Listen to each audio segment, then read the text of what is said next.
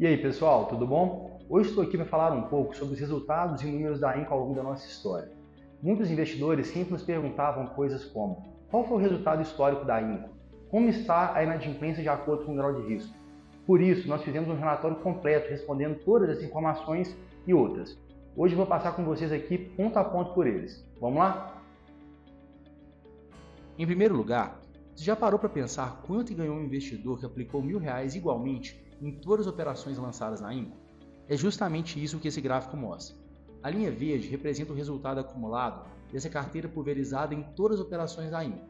Aqui você consegue ver um resultado de 110% da Inco contra 49% do CDI, ou seja, o resultado da Inco acumulado foi de 225% do CDI. Se compararmos inclusive esse resultado com o Ibovespa no mesmo período, o resultado do Inco também foi 2,5 vezes superior. E vale lembrar que essa visão é conservadora. Nela consideramos como se o resultado das operações que estão hoje inadimplentes fosse de perda total, mesmo com todas as medidas de cobrança sendo tomadas na Justiça e os processos em andamento. Vamos passar ainda sobre os casos de inadimplência aqui inclusive. Assista esse vídeo até o final que vai ter muita informação relevante. Pessoal, como vocês puderam perceber, o resultado histórico das operações lançadas na plataforma da Inco foi de fato muito positivo, mesmo tendo sido 5 anos muito conturbados. Enfrentamos diversos desafios econômicos, como pandemia, guerra, subida de juros, inflação, inclusive um aumento forte no preço dos materiais de construção, que impactou diretamente o mercado imobiliário. Apesar de todos os desafios, estivemos constantemente buscando evoluir e trazer cada vez melhores resultados aos investidores. Por isso, em 2022, a Inco se tornou uma instituição financeira, uma SEF. Isso permitiu que fossem estruturadas a partir dali operações com garantias reais, como alienação fiduciária de terreno, cessão fiduciária de recebíveis, entre outros. Isso resultou em uma forte queda da inadimplência. Nesse gráfico, você consegue ver o histórico das operações de acordo com o ano em que elas foram lançadas. Como podem perceber, a grande maioria das operações em atraso foi lançada antes de 2022, ou seja, antes da Inco se tornar uma instituição financeira e as operações passarem a contar com garantias reais. Na época, eram operações que contavam apenas com garantias pessoais, como o aval do sócio pessoa física e da empresa controladora, que naturalmente possuíam riscos mais altos do que as operações atuais. Era um modelo que funcionava, que entregou bons resultados aos investidores que diversificaram sua carteira, mas que também era mais sensível às oscilações do mercado. Além disso, como vocês podem ver no gráfico, a grande maioria das operações inadimplentes foi no ano de 2021. Foi um ano com diversas turbulências econômicas como consequência da pandemia. Isso afetou todo o mercado financeiro. No mercado imobiliário não foi diferente. Os custos da construção dispararam. Os materiais de construção subiram em média 28% no ano. Isso naturalmente afetou bastante as construtoras, que sentiram um forte aumento de custo e, por outro lado, não conseguiram repassar em aumento de preço para o consumidor final. Precisando controlar a inflação, o Banco Central começou um forte aumento na taxa de juros. Aqui no gráfico você consegue ver claramente esse forte aumento da Selic, que saiu de 2% e chegou a bater 13,75% ao ano em meados de 2022. Por tudo isso e outros fatores econômicos somados, 2021 foi um ano em que a grande maioria dos investimentos não entregou bons resultados. O Ibovespa fechou o ano com 12% de queda, e o IFIX, que é o índice dos fundos imobiliários, também caiu 2,29%.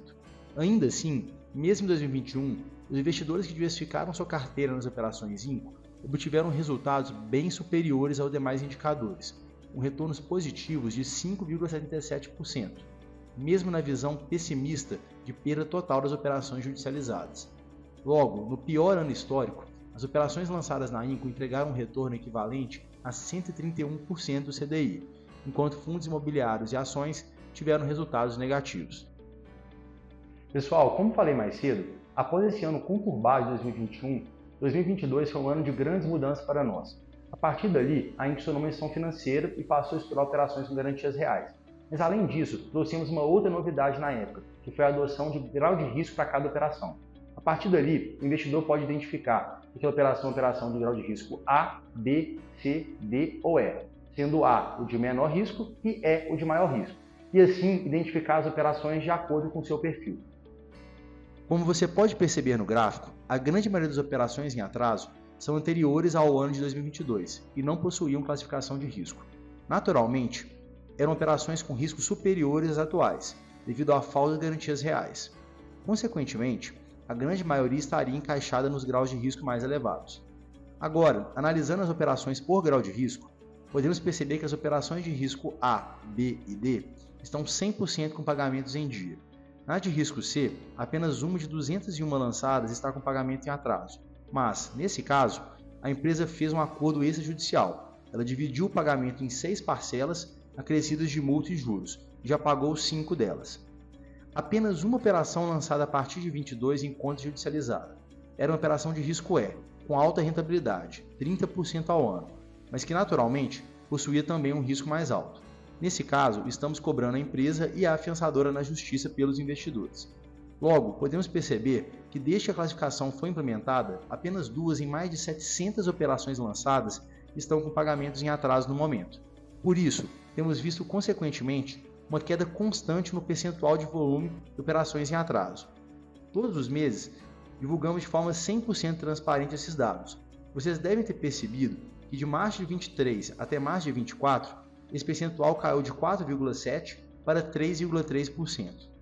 Todos os meses também divulgamos no nosso Instagram de forma 100% transparente quais empresas possuem operações em atraso.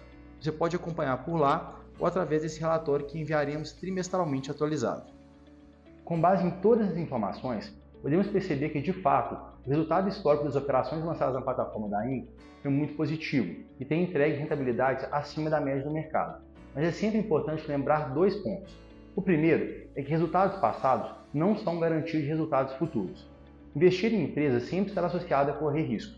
Por isso é sempre importante investir nesse tipo de investimento apenas um percentual do seu portfólio. O segundo é a diversificação dentro da própria Inco. No início desse vídeo, contamos o caso do investidor que diversificou em todas as operações da Inco e conseguiu uma rentabilidade de 225% do CDI. Por outro lado, existiram investidores que fizeram apenas um investimento e caíram exatamente em um caso de inadimplência. Nesse caso, está sendo cobrado na justiça, ele terá que esperar os resultados ali daquele processo. Logo, pessoal, para você mitigar os seus riscos nesse tipo de investimento, o que é inclusive uma grande vantagem do investimento coletivo, você pode, na verdade, diversificar entre vários projetos. Ao invés de investir, por exemplo, R$10 mil em um único projeto, é muito mais interessante você dividir esses 10 mil em 10 ou até mesmo 20 projetos. Assim você estará com certeza mitigando bastante os seus riscos. É isso, pessoal. Espero que tenham gostado do conteúdo. Se sim, curta esse vídeo e manda para os seus amigos. Um abraço e até a próxima.